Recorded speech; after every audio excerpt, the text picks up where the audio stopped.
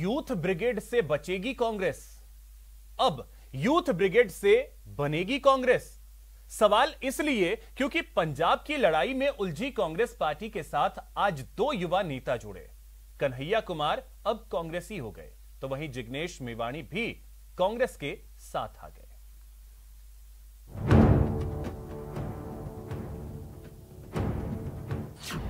कांग्रेस का left turn. युवा साथियों की तरुणाई राहुल गांधी जी और कांग्रेस पार्टी के साथ जुड़ रही है। हमारे इन साथियों को ये लगा कि ये आवाज तब और बुलंद हो पाएगी जब ये आवाज कांग्रेस और राहुल गांधी जी की आवाज में मिलकर 1 और 1 11 की आवाज बन जाएगी। कांग्रेस के हुए कन्हैया। इस देश के लाखों करोड़ों नौजवानों को ये लगने लगा है कि अगर कांग्रेस नहीं बचा तो देश नहीं बचेगा। कन्हैया जरूरी या मजबूरी? मैं ये नहीं कह रहा हूं कि मेरी जिम्मेवारी सिर्फ एक पार्टी के लिए है, लेकिन जो पार्टी सबसे बड़ी पार्टी है, सबसे बड़ी विपक्षी पार्टी है, उस पार्टी को अगर नहीं बचाया गया, अगर बड़े जहाज को नहीं बचाया गया, छोटी छोटी कश्तियां भी नहीं बचेगी। सीपीआई की उंगली थामे सियासत की सड़क पर चलने वाले कन्हैया अब कांग्रेसी हो गए हैं।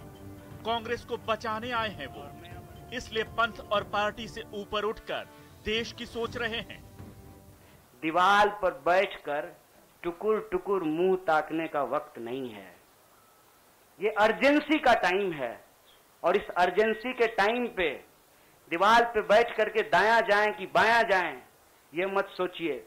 जब आप जंग में होते हैं तो आपके पास जो अवेलेबल चीजें होती हैं, आप उससे मुकाबला करने की कोशिश करते हैं। दिल्ली में हुए कार्यक्रम में मंगलवार को रणदीप सुरजेवाला और केसी वेणुगोपाल ने उन्हें पार्टी की सदस्यता दिलाई। इसी कार्यक्रम में गुजरात के निर्दलीय विधायक जिग्नेश मेवाणी को भी कांग्रेस में शामिल होना था, लेकिन कुछ तकनीकी वजहों से वो पार्टी की सदस्यता नहीं ले पाए। देश की जनता को अपील करता हूं, सेंस ऑफ अर्जेंसी के साथ तुरंत जुड़िए। एक बहुत जबरदस्त माहौल हम लोगों को खड़ा करना चाहिए। मैं साथी हार्दिक, कन्हैया और दूसरे यंगस्टर्स के साथ पूरे देश में हम लोग जाएंगे और हजारों लाखों युवा इस प्लेटफॉर्म में जुड़े, आईएनसी के साथ जुड़े, कांग्रेस पक्ष के साथ जुड़े, इसके लिए लग जाएंगे। इस कार्यक्रम में गुजरात के पाटीदार नेता हार्दिक पटेल भी मौजूद रहे। माना जा रहा है कि कई राज्यों में बागियों से परेशान कांग्रेस अब युवाओं पर दांव खेल रही है, लेकिन इस बार भी कांग्रेस विवादों से दामन बचा नहीं पाई। कन्हैया कुमार के कांग्रेस में शामिल होने से पहले ही विवाद छिड़ गया। पार्टी के वरिष्ठ नेता मनीष तिवारी ने क्या ट्वीट किया, आप खुद देख लीजिए। कुछ कम्युनिस्ट नेताओं के कांग्रेस में शामिल होने की अटकलें हैं। अब शायद 1973 की पुस्तक कम्युनिस्ट इन कांग्रेस के पन्ने फिर से पलटे जाएं। लगता है कि चीजें जितनी ज्यादा बदलती हैं, वो उतना ही पहले की तरह बनी रहती हैं। आज इसे फिर से पढ़ता हूं। कन्हैया के कांग्रेस ज्वाइन करने की अटकलें पिछले काफी समय से चल रही थी। दिल्ली में सीपीआई के दफ्तर में केंद्रीय नेता उनका इंतजार कर रहे थे, पर कन्हैया नहीं पहुंचे, जिससे ये खबर और पुख्ता हो गई। अब जब कन्हैया ने हाथ थाम लिया है, तो सुनिए सीपीआई क्या कह रही है। If he has expelled himself from CPI, it shows he has no faith in communist ideology. He has no faith in the working class ideology. अब सवाल एक बार फिर वही कि कांग्रेस के लिए कन्हैया जरूरी या मजबूरी? तो जवाब है दोनों, क्योंकि बिहार में चाहे जेडीयू हो या आरजेडी, बीजेपी हो या एलजेपी, सबके पास युवा नेता हैं। सिर्फ कांग्रेस इस मामले में पिछड़ रही थी। ऐसे में कन्हैया एक उम्मीद हो सकते हैं, लेकिन कन्हैया पर टुकड़े टुकड़े गैंग का हिस्सा होने का दाग भी है। टुकड़े टुकड़े गैंग के सदस्य भी कांग्रेस पार्टी में ही जा रहे हैं, ये स्वाभाविक बात है। हर भारत विरोधी चिड़िया का घोंसला अगर कहीं है तो वो कांग्रेस पार्टी में है। आगे की सियासत में कन्हैया और कांग्रेस दोनों को इस दाग से भाग पाना आसान नहीं होगा। Bureau report, news 18 network.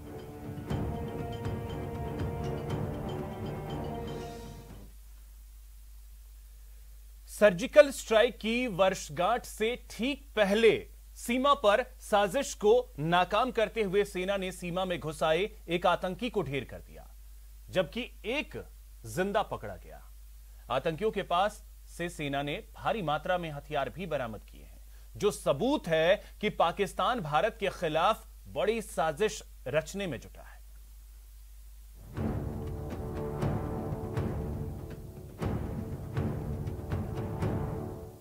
Pakistan की नापाक साजिश का यही वो जिंदा सबूत है जिसे सेना ने कश्मीर के उरी में कई दिनों के ऑपरेशन के बाद गिरफ्तार किया है। इसका नाम है अली बाबर पात्रा। उम्र है 19 साल और पता है पाकिस्तान का पंजाब। जी हां, ये पाकिस्तान के पंजाब का रहने वाला है, जो नापाक मंसूबा लिए अपने साथी आतंकी के साथ एलओसी के जरिए भारत में दाखिल हुआ था। लेकिन इसका साथी सेना के साथ हुए मुठभेड़ में ढेर हो गया और इसे सरेंडर करना पड़ा।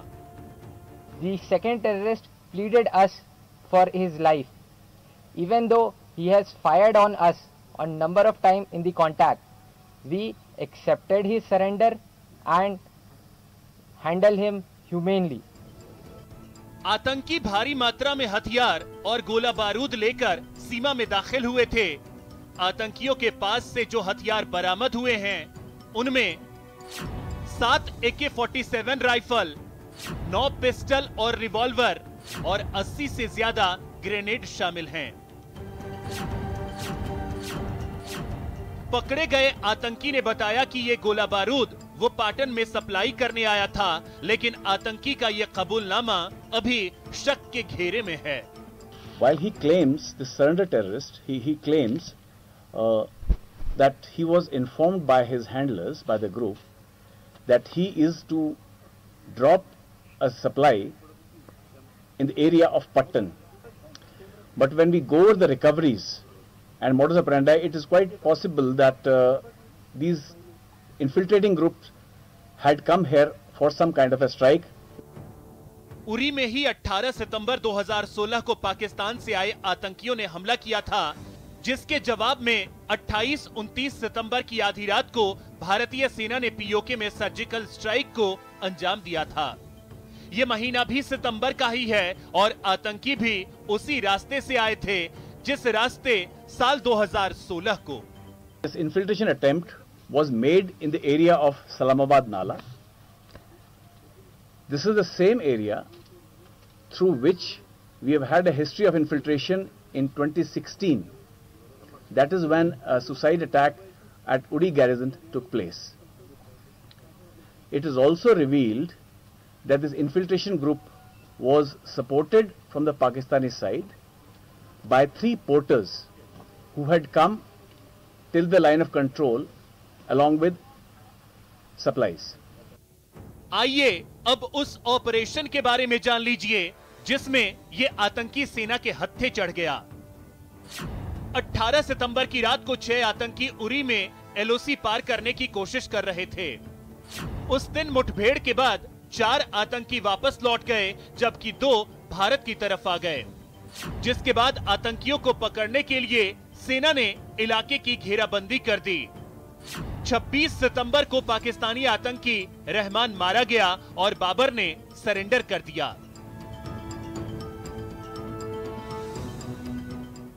सेना के मुताबिक बाबर 2019 में खैबर पख्तूनख्वा में आतंक की ट्रेनिंग ली थी और लगातार पाकिस्तानी हैंडलरों के संपर्क में था।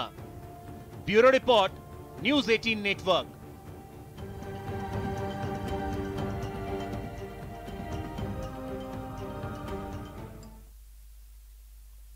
यहां रुकेंगे एक छोटे से ब्रेक के लिए। ब्रेक के बाद देखिए विधायक जी का गबरी नृत्य।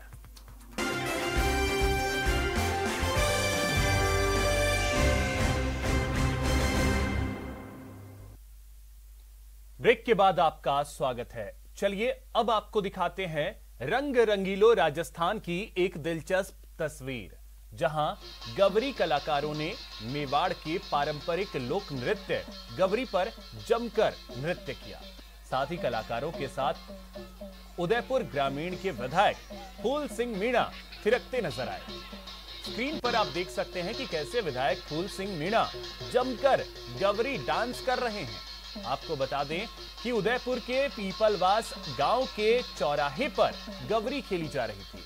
उस दौरान विधायक फूल सिंह मीणा भी पहुंचे और भील कलाकारों को थाली मादल पर नृत्य करते देख वे भी उनके साथ जमकर नाचने लगे।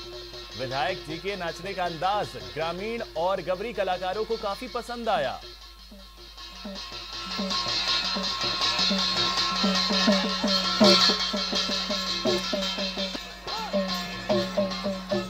और ये तस्वीरें जो है वो हम आपको दिखा रहे हैं। अब देखिए, गवरी कलाकारों के साथ नृत्य के साथ ही विधायक जी ने गोरजिया माता की सवारी को भी अपने सिर पर उठाया, तो उसकी भी तस्वीरें हैं।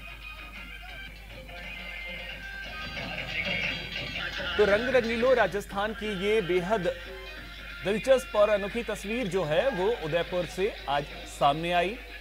विधायक जी का गवरी डांस और उसके बाद गोरजिया माता की सवारी। तो दो तस्वीरों के जरिए आप देखिए विधायक जी का गवरी नृत्य और माता की सवारी जो है वो अपने सिर पर उठाई विधायक महोदय ने।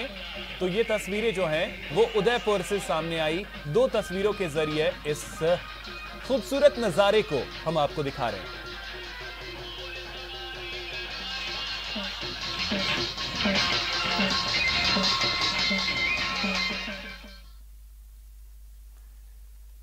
चलिए अब देखते हैं क्राइम टॉप 10। बाड़मेर के